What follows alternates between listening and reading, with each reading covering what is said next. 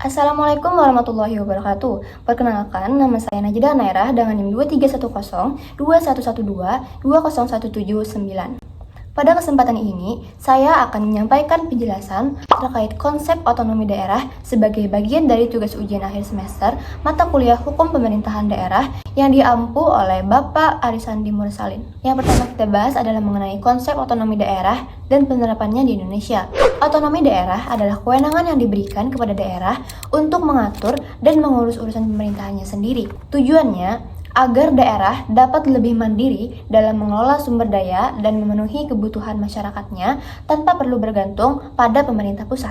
Di Indonesia sendiri, konsep ini diterapkan melalui prinsip desentralisasi yang memungkinkan pemerintah pusat memberikan sebagian wewenangnya kepada pemerintah daerah. Dengan demikian, proses pengembalian keputusan dapat dilakukan dengan lebih cepat dan sesuai dengan kebutuhan lokal. Yang kedua yaitu prinsip pembagian kewenangan menurut Undang-Undang Nomor 23 Tahun 2014. Undang-Undang Nomor 23 Tahun 2014 mengatur pembagian kewenangan antara pemerintah pusat dan daerah yang terbagi menjadi 3 kategori utama. Yang pertama yaitu desentralisasi. Desentralisasi adalah penyerahan wewenang pemerintahan oleh pemerintah kepada daerah otonom untuk mengatur dan mengurus urusan pemerintahan dalam sistem NKRI. Contohnya, pemerintahan daerah membuat peraturan daerah atau yang biasanya disebut dengan Perda.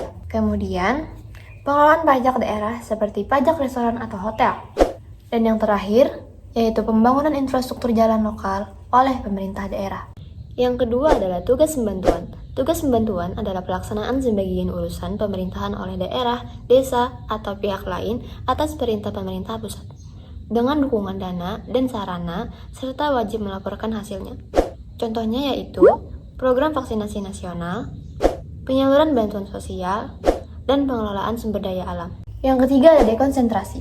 Dekonsentrasi adalah pelimpahan wewenang pemerintahan oleh pemerintah kepada gubernur sebagai wakil pemerintah dan atau kepada instansi vertikal di wilayah tertentu. Contoh, kantor pajak di daerah, gubernur sebagai wakil pemerintah pusat, dan kantor Badan Pertahanan Nasional atau yang biasanya disebut dengan BPN. Baik, kita sekarang akan membahas tentang tantangan dalam pelaksanaan otonomi daerah. Meskipun memiliki banyak manfaat, pelaksanaan otonomi daerah juga menghadapi berbagai tantangan. Beberapa tantangan utamanya adalah sebagai berikut. Yang pertama, yaitu ketimpangan ekonomi antar daerah. Daerah dengan ekonomi maju, seperti Pulau Jawa, lebih mudah berkembang dibandingkan daerah-daerah lain, sehingga terjadi kesenjangan pembangunan. Yang kedua, yaitu korupsi di daerah. Banyak kepala daerah yang terjerat kasus korupsi karena kewenangan besar yang mereka miliki dalam mengelola anggaran yang pada akhirnya menurunkan kepercayaan masyarakat. Yang ketiga yaitu konflik kewenangan. Sering terjadi ketidaksesuaian atau ketidaksinkronan antara kebijakan pemerintah pusat dan daerah yang dapat menghambat pelaksanaan program pembangunan. Kita sekarang akan membahas tentang contoh kasus. Contoh kasus yang kita akan bahas di sini yaitu reklamasi Teluk Benoa. Salah satu contoh konflik dalam pelaksanaan otonomi daerah adalah kasus reklamasi Teluk Benoa yang ada di Bali. Pemerintah pusat menyetujui proyek reklamasi tersebut karena dianggap strategis untuk mendukung pertumbuhan ekonomi nasional. Namun, pemerintah daerah dan masyarakat Bali menolaknya dengan alasan bahwa proyek tersebut dapat merusak lingkungan serta mengancam nilai budaya lokal. Penyebab konflik ini yaitu adanya perbedaan prioritas antara pemerintah pusat dan daerah, yaitu ekonomi nasional versus keberlanjutan lingkungan. Yang kedua yaitu kurangnya komunikasi yang baik antara pusat dan daerah sebelum proyek itu disetujui. Untuk penyelesaian konflik ini, yang pertama yaitu protes besar-besaran dari masyarakat, menyebabkan izin proyek ditinjau ulang.